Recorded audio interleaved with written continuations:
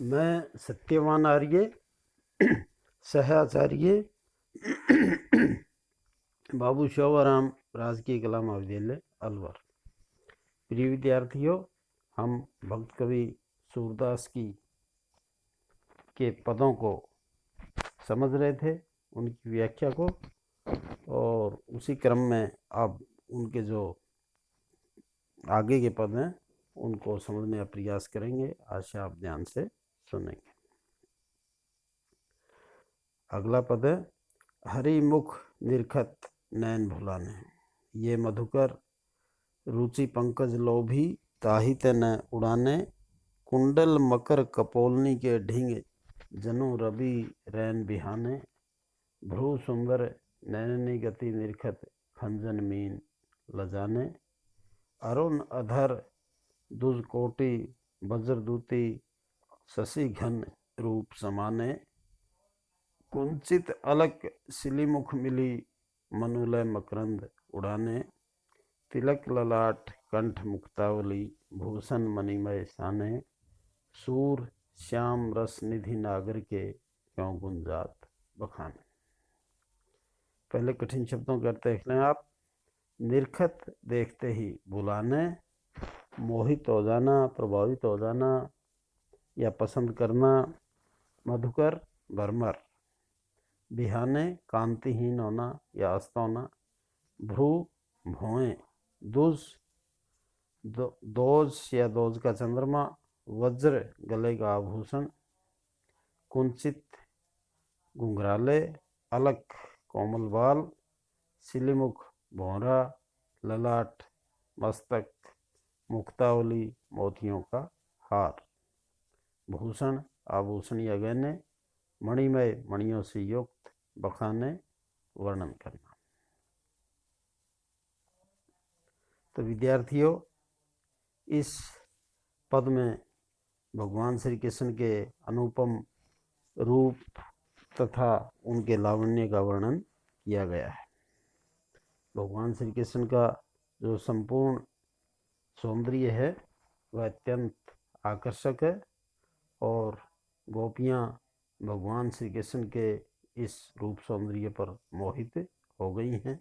वे भगवान श्री कृष्ण के जिस जिस शरीर के जिस भी भाग को देखती हैं उसी पर वे मुग्ध या मोहित हो जाती हैं।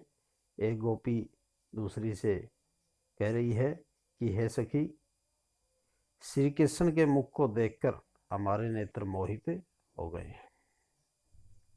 यानी जैसे ही हमने भगवान श्री कृष्ण के मुख को देखा तो हमारे नेत्रों को उनके मुख को देखने की जो इच्छा है वो और ज़्यादा बढ़ गई, और वहीं स्थिर दृष्टि से देखने लगे। यानी हमारे जो नेत्र हैं वे भगवान श्री कृष्ण के रूप सौंदर्य या उनके मुख को देखना चाहते हैं। जैसे सुंदर कमल का लोभी भ्रमर कमल को छोड़कर उड़ना नहीं चाहता है, उसी प्रकार हमारे नेत्र भी मन को मोह लेने वाले उस भगवान श्री कृष्ण की के मुख की छवि से वंचित नहीं होना चाहते। जिस तरह से भंवरा कमल को नहीं छोड़ना चाहता, उसी तरह से गोपियों के जो नेत्र हैं वे भगवान श्री कृष्ण के रूप सौंदर्य का त्याग नहीं करना चाहते, बल्कि गोपियों के जो नेत्र हैं वे भगवान श्री कृष्ण के रूप सौंदर्य का आनंद लेना चाहते हैं। मकर की आकृति के कुंडलों की झलक कपोलों के या गालों के निकट इस प्रकार स्पष्ट प्रतीत हो रही है जैसे रात्रि का आना समझकर सूर्य ने प्रस्थान कर दिया। ऐसी कांति या चमक संध्याकालीन सूर्य की होती है जब वह तेजहीन हो जाता है।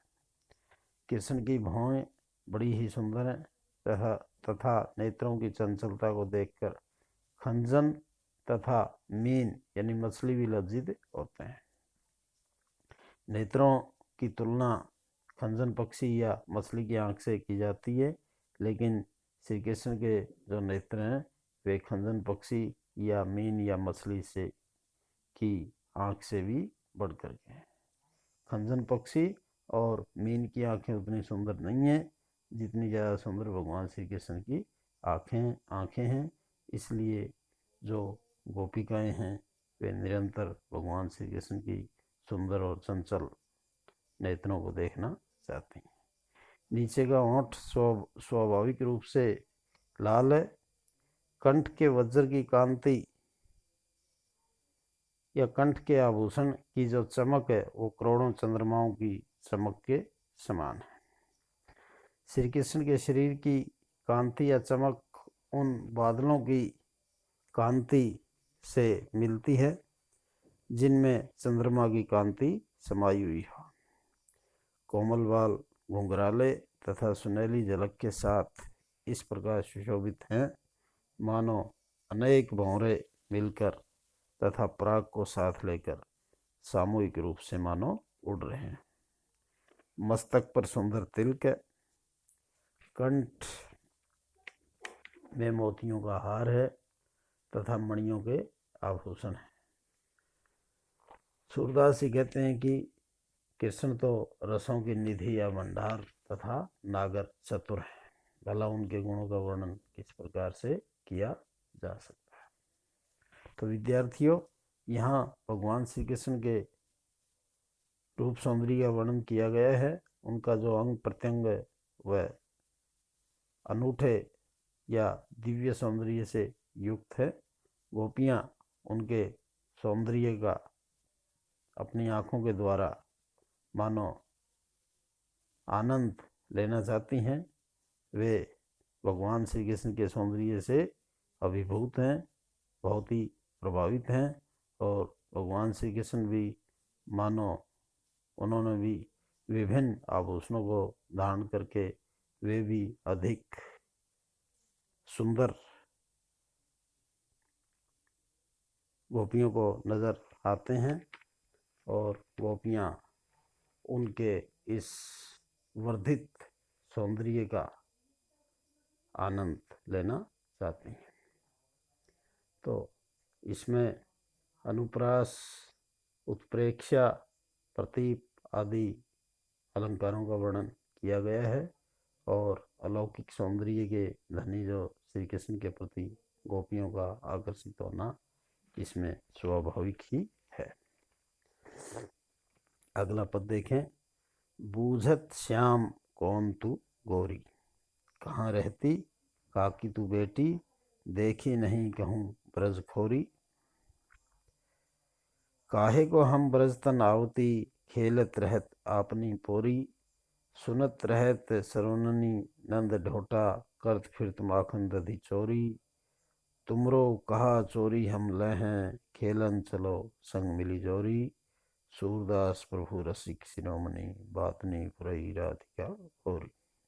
बूझत पूछते हैं, ढोटा बालक, पुरई बेकालिया। तो विद्यार्थियों,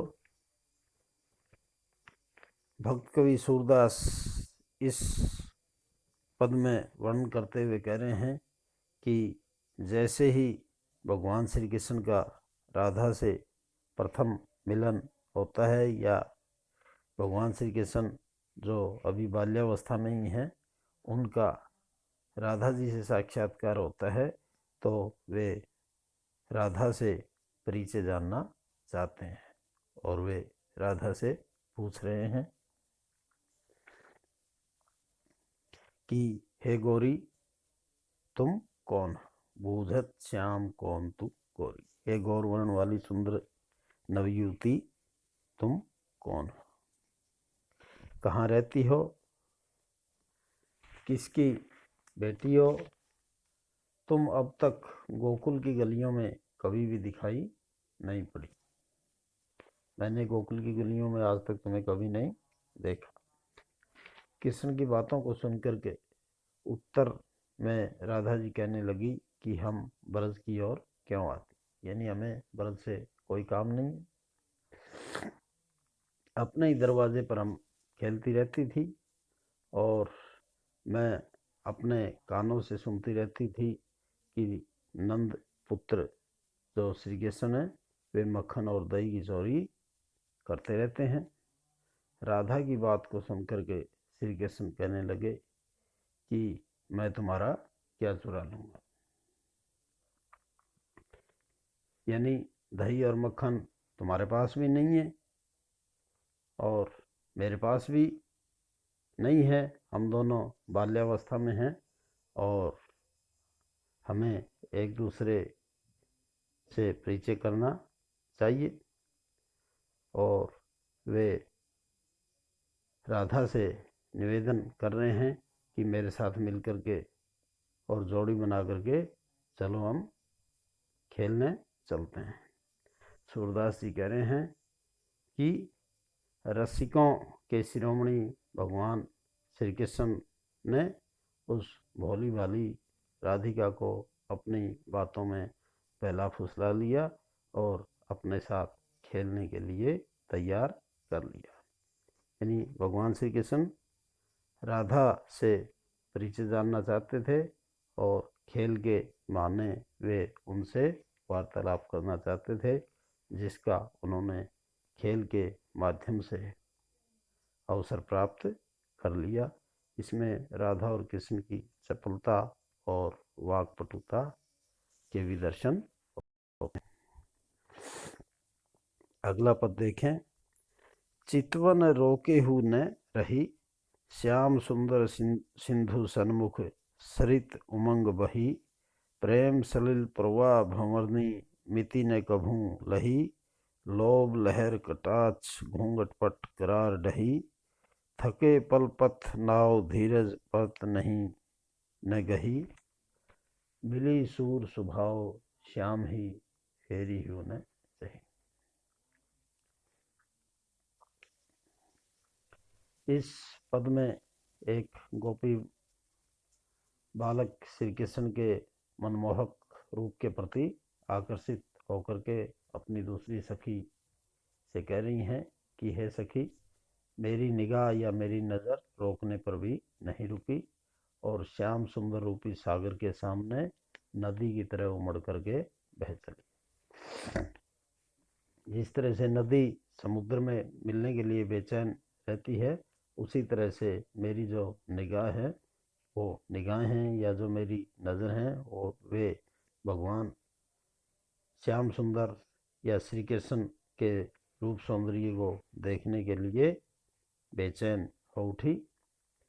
प्रेम रूपी जल के प्रवाह एवं भंवर के रूप में बहने लगी, कभी भी सीमा को प्राप्त नहीं किया। लोभ रूपी लहर से तथा कटाक्ष से घूंघट के वस्त्र रूपी किनारे बह पड़े।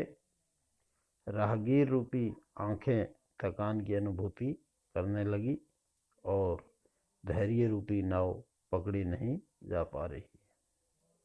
सूरदास जी कहते हैं कि कृष्ण से मिलकर ये आंखें स्वाभाविक रूप से लौटना नहीं चाहती। इन गोपियों की आंखें एक बार श्री कृष्ण के रूप सौंदर्य को देख लेती हैं तो वे अपने पुराने स्वरूप में नहीं आना चाहती, बल्कि वे भगवान श्री कृष्ण के दिव्य और अलौकिक सौंदर्य को अपनी आंखों में ही बसाए रखना चाहती। तो इसमें रूपक और अतिशयोक्ति अलंकार का प्रयोग किया गया है और जो गोपियाँ हैं वो भगवान श्री कृष्ण के सौंदर्य से बहुत अधिक प्रभावित हैं, वे उनकी भक्त हैं और वे भगवान श्री कृष्ण को प्राप्त करने की इच्छुक प्रतीत होती हैं।